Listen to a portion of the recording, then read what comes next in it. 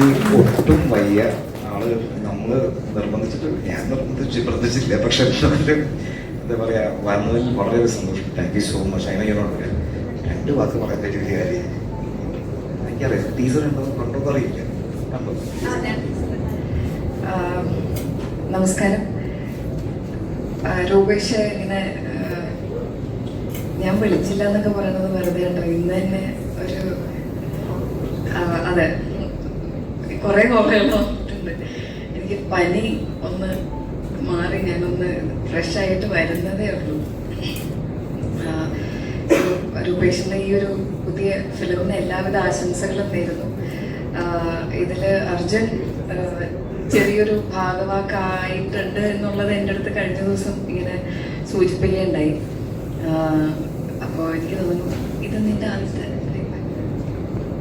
Okay. അപ്പൊ ഇതിനു മുന്നേ ഫിലിംസിൽ പാടിയിട്ടുണ്ട്. ഒരു ഫിലിം, ഇത് രണ്ടാമത്തെയാണോ? ഇത് രണ്ടാമത്തെയാണ്. നിങ്ങൾ തന്നെ വിചാരിക്കരുത് എനിക്ക് തന്നെ ഒരു ക്ലാരിറ്റി ഇല്ല ഇവന്റെ കാര്യത്തിലൊന്നും കേട്ടോ. നിങ്ങളൊക്കെ ഒരു ഒറ്റ വീട്ടിൽ നിന്ന് തന്നെയാണ്. പക്ഷെ ഈ പറയുന്ന പോലെ ഇത് മുന്നേ എപ്പോഴും പാടിയതാണ്. എനിക്ക് തോന്നുന്നു കുറെ നാളുകൾക്ക് ശേഷം, കുറെ വർഷങ്ങൾക്ക് ശേഷമാണ് ഇപ്പോൾ ഈ ഒരു ഫിലിം. ഭാസ്കര ഭരണം, എല്ലാവിധ ആശംസകളും നേരുന്നു. ഞാൻ ടീസർ കണ്ടു. പ്രോമിസിങ് ആയിട്ടുള്ളൊരു ടീച്ചറായിട്ടാണ് എനിക്ക് ഫീൽ ചെയ്തത്. സോ ഇനി 26-ാം തീയതി റിലീസ് വരികയാണ്. അപ്പോൾ ഓൾ ദ ബെസ്റ്റ് എല്ലാവർക്കും, ഇതിൽ വർക്ക് ചെയ്ത ആക്ടേഴ്സ്, ടെക്നീഷ്യൻസ്, എല്ലാവർക്കും എല്ലാവിധ ആശംസകളും നേരുന്നു. ഗംഭീര വിജയമാകട്ടെ എന്ന് ആശംസിക്കുന്നു. ചെറിയ പടങ്ങളാണെങ്കിലും പ്രേക്ഷകർ അതിൻ്റെ കണ്ടന്റ് ആണല്ലോ.